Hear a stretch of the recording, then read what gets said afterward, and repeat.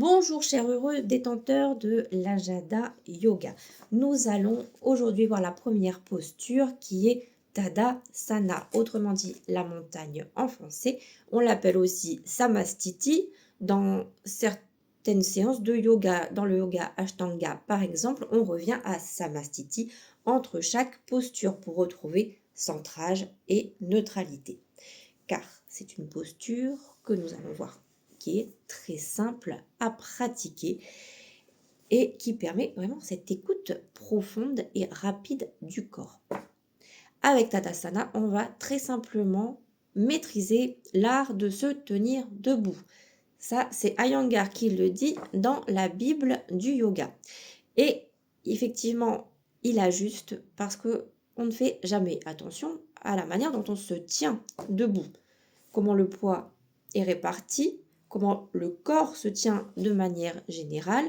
Et comme il le dit, si le poids est trop réparti sur les talons, par exemple, la colonne va être déséquilibrée.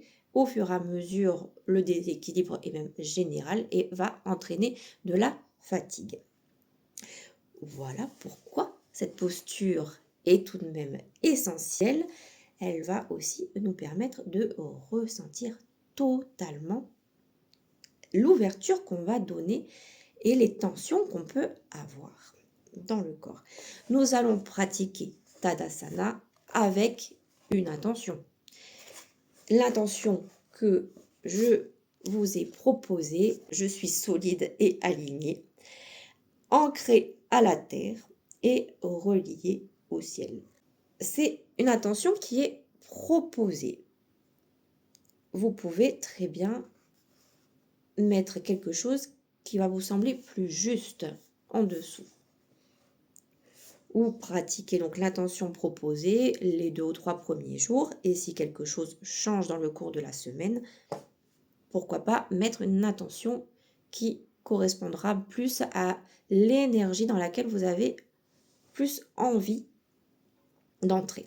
L'intention va correspondre à ce qu'on va aller incarner avec la posture.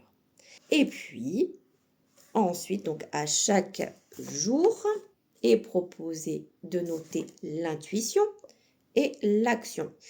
L'intuition va être ce qu'on ressent, qu'est-ce qui me vient comme information quand je suis dans la posture. Je propose de se connecter à l'intuition quand on est dans la posture parce qu'on favorise ce moment d'écoute. Peut-être que ça ne viendra pas à ce moment-là, ça peut venir même juste avant ou après, un peu plus tard.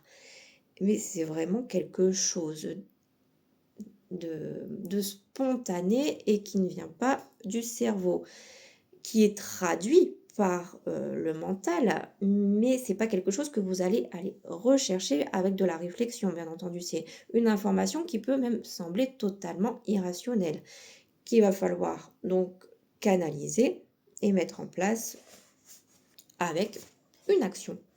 Pour vous donner mon propre exemple, à l'écoute de mon intuition, juste avant une journée où j'allais côtoyer beaucoup de monde. Je souhaitais savoir comment j'allais ressentir cette journée. Donc une notion d'agitation est tout de même arrivée, mais une agitation un peu noire quelque part.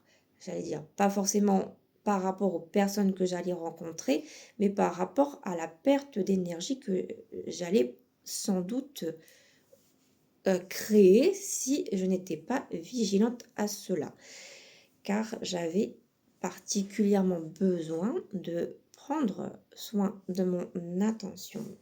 Et la posture de Tadasana permet vraiment cette écoute de manière simple.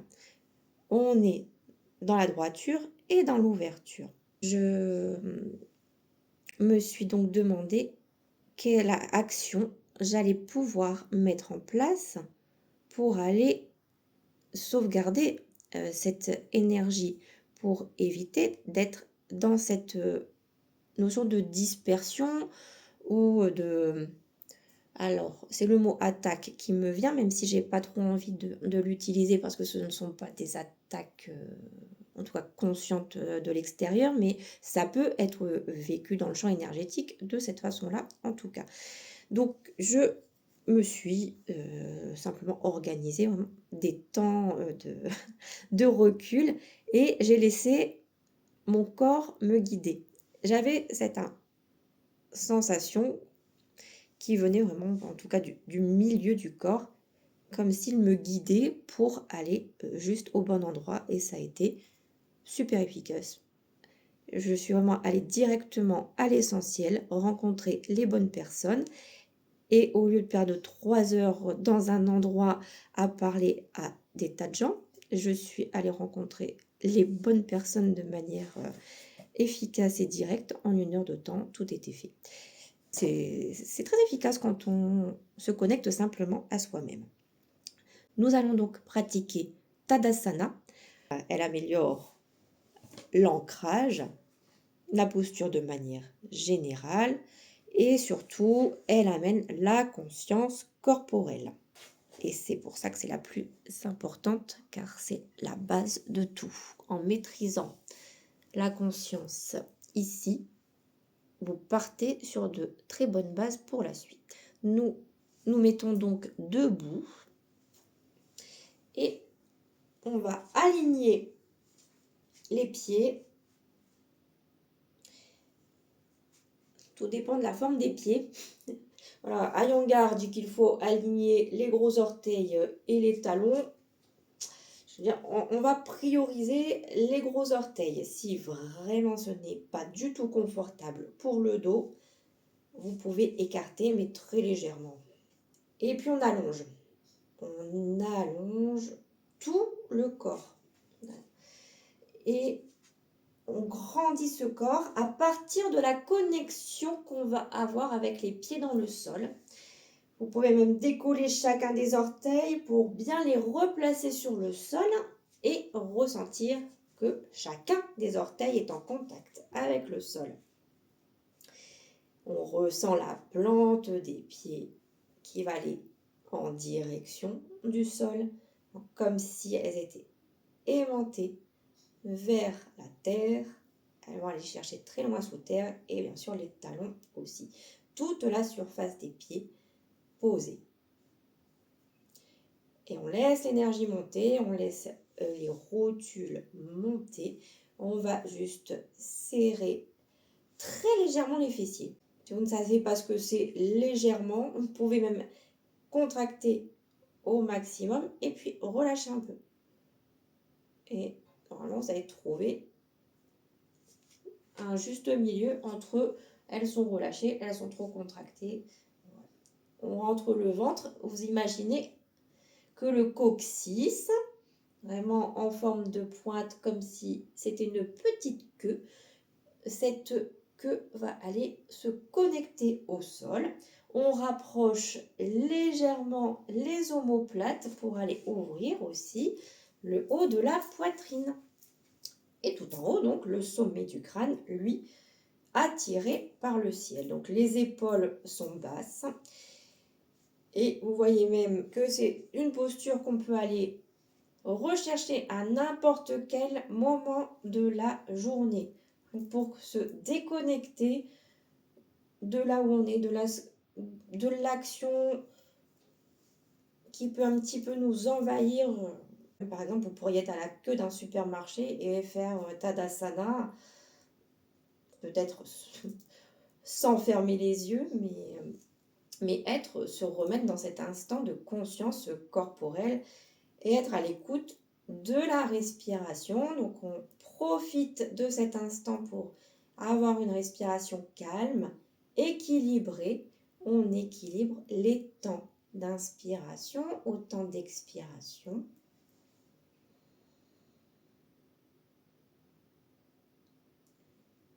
Les yeux peuvent être ouverts ou fermés. C'est vous qui choisissez. Si vous avez l'impression que vous vous perdez un peu trop en gardant les yeux fermés, restez avec les yeux ouverts en fixant un point droit devant. Avec les yeux fermés, ce sera la même chose. On garde le regard droit devant. Et parce qu'il y a aussi une intention dans le regard, même avec les yeux fermés, le regard peut se porter en bas, en haut ou quelque part sur les côtés. Vous avez toujours ce focus qui est là, droit devant, dans l'instant présent.